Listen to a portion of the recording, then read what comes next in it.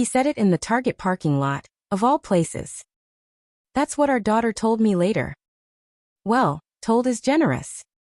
She typed 3 sentences and added the nail polish emoji she uses when she's pretending not to care. Dad told me he regrets not leaving you sooner. It explains a lot. I need space. The read receipt didn't flip blue. The little typing bubble stayed gray. I stared at my phone until my reflection in the black screen looked like a stranger who had borrowed my face to ruin my life. I wish I could tell you he lied. I wish I could tell you he's poisoning her. I wish I could tell you he shouted it in a way that made a scene. The truth is worse because it's gentle. He probably said it the way he says everything. Calm, like a carpenter measuring twice before he cuts once. He probably didn't mean for our 15-year-old to hear. He probably thought she was deep in TikTok with her earbuds in while he loaded paper towels and almond milk into the trunk. He probably whispered it to his friend Mark, who met them to compare camping stoves in the seasonal aisle, the way men do feelings by proxy. He probably said, "I regret not leaving sooner," and then handed her the keys so she could push the cart and feel grown. And she did what smart girls do when the math suddenly adds up. She moved herself to a new column. I'm the reason there are columns. A year and a half ago, I cheated. Most stories like mine start with a fight or a dry spell or a promotion that turned into a personality, but if I'm being honest, it started with me liking a version of myself that only existed in someone else's eyes. You're wasted in suburbia, he said into the rim of a hotel glass, and I pretended it was poetry that didn't smell like minibar. When it blew up, it didn't blow up loud. Daniel, my husband then, didn't throw plates or post screenshots. He moved into the guest room and set the rules on a legal pad like a man installing scaffolding on a building he planned to leave standing. Email only except for logistics. Use our family wizard for all kid schedules. Therapy twice a month. Individual, not couples. Recommended but not mandated. He filed for divorce with a no-fault petition and told me, without theater, that we would keep the story small for our daughter's sake. I agreed because I thought agreeing would be the first step to getting him back. That's the kind of lousy math I was doing then, adding up permission slips and mistaking them for forgiveness. Our parenting plan has clauses that sound like they were written by a robot who once had a messy breakup. Non-disparagement. The parties shall not disparage the other parent in the presence or hearing of the child. Right of first refusal. If either parent cannot care for the child for more than 8 hours during their parenting time, the other parent has the first opportunity to provide care. BIF communication preferred. Brief. Informative. Friendly. Firm. It's the tone of a police report for people who used to share a bed. Daniel followed it like it was a religion. He didn't tell our daughter why we divorced. He said, sometimes grown-ups can't live together anymore, even when they wish they could. He didn't make me the villain. He didn't volunteer to be the hero. He made sure the mortgage got paid, and the braces checks cleared and the school nurse had both numbers. He was boring and dependable and present. He is exactly the kind of father a teenage girl will build a backbone out of without realizing she's borrowing his. I did what women do when we've detonated a life, and the dust settles into something you can't vacuum. I tried to rebrand. I tried to be fun mom on my weeks and chill co-parent on his. I made playlists for school drop-off and learned her favorite mascara. I volunteered for the band Boosters and cut oranges for halftime like I wasn't practicing penance with a paring knife. The problem with fun mom is she still has to live with the other version of herself. The one who answered a number that wasn't saved as a contact and told lies that sounded like jokes. Teenagers can smell performance the way dogs smell thunderstorms. Mine watched me smile and pressed her back against the car door, as if distance could keep off the static. The day Daniel's sentence broke the sound barrier between the adult world and hers, we were already tilted. She'd been short with me all week. She'd started referring to my apartment as your place instead of home. She toggled her location sharing off for me but left it on for her dad, because his texts aren't 5 paragraphs. She kept her sneakers at his house because it's easier for practice, and then just never brought them back. When she told me she needed space, I did the worst thing. I typed a novel. I'm sorry you had to hear something like that, I wrote. Your father and I agreed not to involve you. Whatever he said is between us. It's not fair to put you in the middle. Please call me. She replied 2 hours later with the kind of precision text that cut cleaner than yelling. Mom, I'm not in the middle. I'm choosing where to stand. Please stop making me feel responsible for your feelings. If you want to hate my kid for that sentence, you can't. She learned that language from the court-mandated online parenting class we both took when we filed the plan.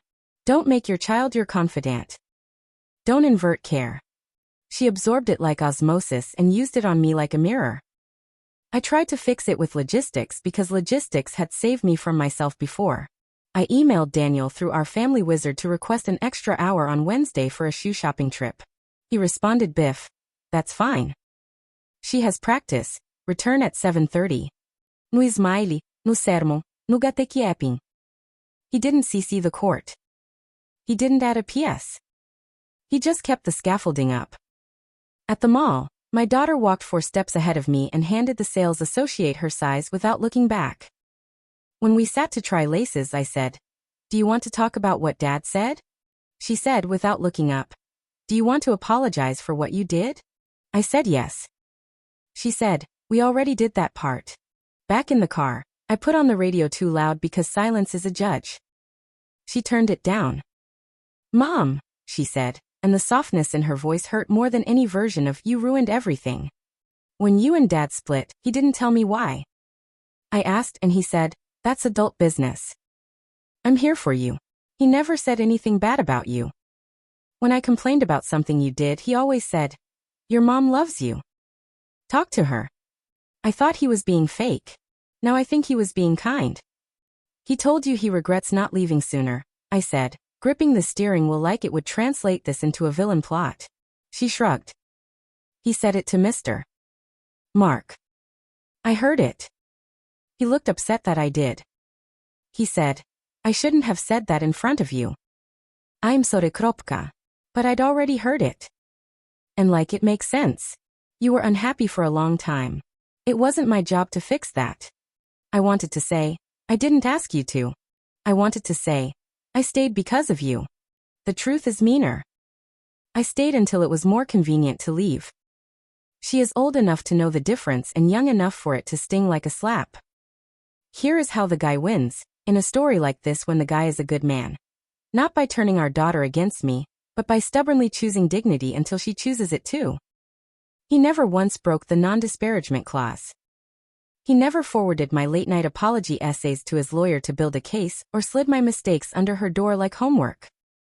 He was the parent who made the calendar reliable and the fridge stocked and the forms turned in on time. And teenagers love the parent who makes sure their world doesn't wobble. When I tried to pull rank with a demand for makeup time, he sent me a screenshot of the clause I forgot. Teenage children can elect additional time with either parent as long as it does not interfere with school or pre-scheduled commitments. I won't stand in the way if she asks to stay with me more, he wrote. And I won't stand in the way if she asks to stay with you more. He added, Please don't ask her to choose. I didn't. She chose anyway, which is the quiet violence of adolescence. She started staying for dinner on his nights and then staying to study, then sleeping over because we're leaving early. And then a month later she said, perfectly calm, I'm going to keep my stuff at Dad's for now. It's just easier. I asked my therapist if I could go back to court and enforce the plan. She asked me what I wanted enforced. Time with a kid who counted down minutes? A judge can't order your child to like you. Enforcement is a hammer I wanted to use on Fogg. So I tried presence. I showed up to every game. I clapped like a metronome. I brought Gatorade but didn't force eye contact. I sat 3 rows up and waved when she glanced over and pretended not to see me. Daniel stood at the fence with the other dads and didn't punish me with his posture. He nodded hello like a decent neighbor and went back to shouting, nice hustle, at children who will barely remember our names in 10 years. One night after an away game ended late, he texted, She wants to crash at my place, has an 8 a.m. quiz. I'll bring her backpack back to your porch. Biff. Simple. Not a middle finger. Courtesy. I put her backpack on the chair by my door and stood in the hallway like an unpaid extra in my own movie. When I picked it up, there was a post-it on the front pocket in her curly writing. Mom! Left my charger in your room. We'll grab Saturday. I cried like a person in a commercial for paper towels. Daniel did not text to ask if I was okay. He isn't my emotional home anymore. That's not cruelty. That's architecture. I finally did the thing I should have done when I blew up my marriage. I told our daughter the truth without trying to make the truth love me back. In my car, parked 2 houses away from his because I didn't want a scene, I handed her a folded piece of paper. This is for your room, I said. Or your trash. I'm not going to ask where it goes. It said in my handwriting, not typed. Typing is cowardly for confessions I cheated. Elite. Dad didn't tell you because he protects you from adult mistakes, including mine. He didn't lie to you about me. I lied to me about me. I won't ask you to get over it on my schedule. I will keep showing up. When you want to talk, I will be real and quiet. She looked at the paper a long time, then put it in the pocket of her hoodie without promising me anything. Okay, she said and walked up his path and knocked, even though she has a key. He opened the door and smiled like a person who knows every version of her laugh.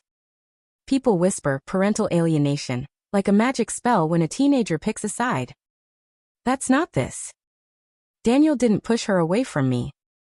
I did that. He kept his distance from my mistakes and let consequences make their slow, boring case.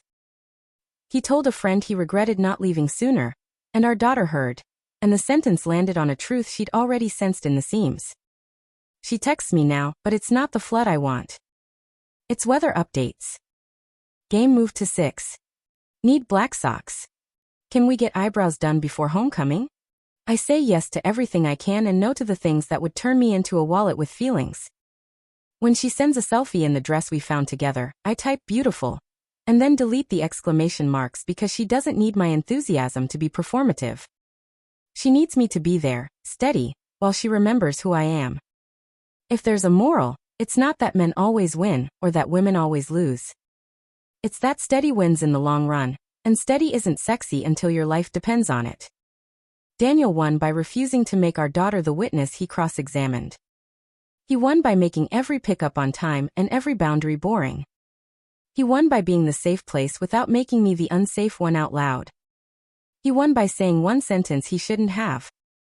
And then apologizing for the context, not the content.